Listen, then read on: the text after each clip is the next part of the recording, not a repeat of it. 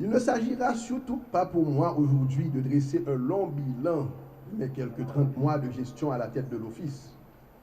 Je m'appliquerai de préférence à adresser des félicitations, ô combien méritées, à l'équipe dynamique qui m'a aidé à faire de l'ONA ce qu'il est devenu aujourd'hui.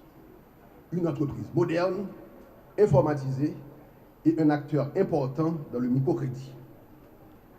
Aucun effort, aucun sacrifice n'ont été épargnés pour réussir à construire l'image de marque de cette institution nationale, tant décriée dans un passé récent.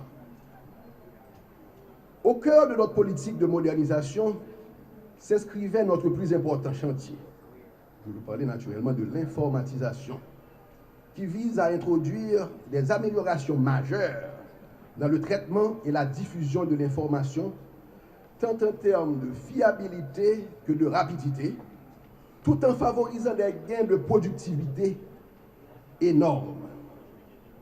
Sont déjà en place, ici à l'ONA, un système informatique de haute capacité qui centralise toutes les données de l'institution, l'émission d'une carte digitalisée qui remplace l'ancien carnet et qui identifie les assurés de l'ONA, la mise en réseau et l'interconnexion de tous les bureaux régionaux et annexes de la zone métropolitaine.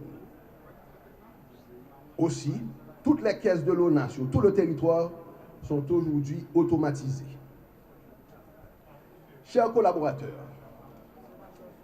une des plus belles marques d'appréciation de notre travail d'équipe, qui restera à jamais gravée dans ma mémoire, m'est venue d'un éminent chef d'entreprise au hasard d'une rencontre un dimanche dans les hauteurs de Furcy. Il m'introduisit en ces termes à un ami qui l'accompagnait. Tu connais Bernard Desgraffes? C'est lui qui a ressuscité l'ONA. L'ami en question saura se reconnaître.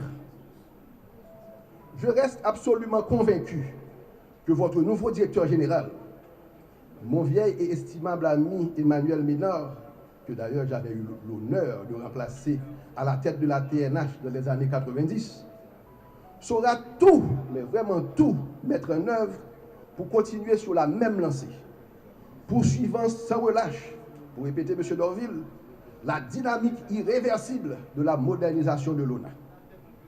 S'il parvient, ce dont je n'ai absolument aucun doute,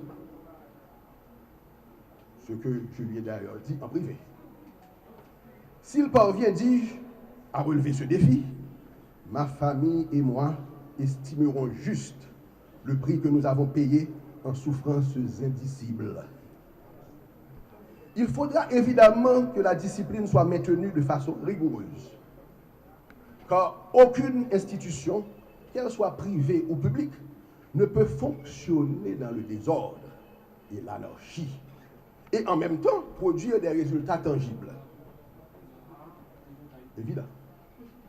Le respect des différents partenaires, savoir le conseil d'administration, les pensionnés de l'office, les assurés et les entreprises affiliées, constituera aussi une condition sine qua non de réussite.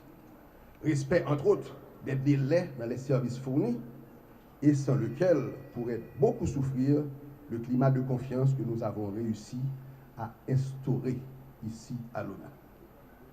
Ainsi, et seulement ainsi, mon cher Mano, le pari du parachèvement de l'œuvre commencée sera gagné. Le sens du devoir et le courage des deux grands commis de l'État qui s'en vont après avoir lutté pendant des années pour initier d'importantes réformes au sein de cette importante institution qu'est l'ONA. Ils ont modernisé les structures, stimulé les employés au travail et encouragé le grand public à rejoindre l'organisme au bénéfice des clients et plus particulièrement des pensionnés. Monsieur le directeur général sortant, je vous présente les remerciements du gouvernement pour votre opiniâtreté et votre engagement. J'étends ces remerciements à Madame la directrice adjointe pour sa simplicité et sa flexibilité. Vous avez tous de droit à la reconnaissance des pouvoirs publics. Mesdames, Messieurs, conscients des grands enjeux de la sécurité sociale, des attentes des bénéficiaires, des préoccupations des secteurs patronal, syndical, l'administration Martelly-Lamotte a nommé 2 personnalités qui auront la responsabilité de consolider les acquis d'une ONA en pleine expansion. Messieurs les nouveaux directeurs, vous venez à l'ONA dans un contexte différent de celui de vos prédécesseurs. Le conseil d'administration des organes de sécurité sociale, CAOS, créé par le décret en 1982, s'est matérialisé après 32 ans d'attente. Vous bénéficierez désormais de son expertise, de ses conseils et de son encadrement pour mieux adresser des réponses aux situations difficiles et aux grands défis qui peuvent surgir à tout moment. Le CAOS aura à travailler avec vous dans le respect mutuel pour promouvoir la sécurité sociale.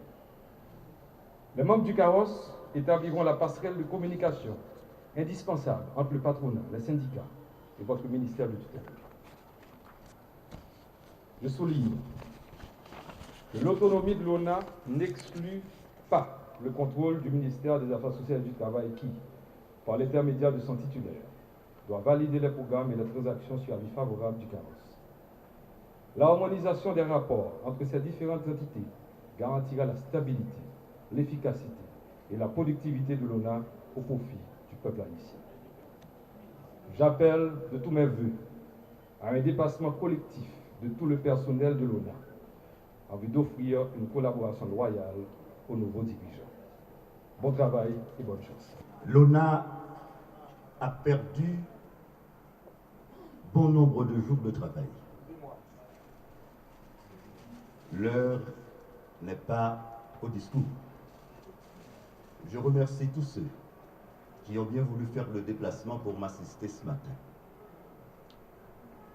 Je suis sûr du soutien de mon ministre de tutelle, de mon collègue l'adjoint et du soutien assuré des membres du conseil d'administration qui est un outil important dans le fonctionnement de cette institution et pour qu'il puisse valablement jouer son rôle de contrôle. Sous ma direction, l'ONA aura un leadership collectif. Je dirigerai cette institution dans les règles de l'art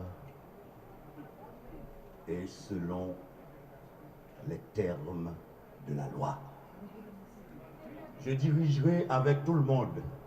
Il n'y aura pas de chasse aux sorcières. Je ne veux pas de clan dans l'administration et ma porte sera ouverte pour tout le monde. Vous êtes tous des employés sans exclusive. Mais je veux que la paix règne et tout le monde sera égal devant la loi.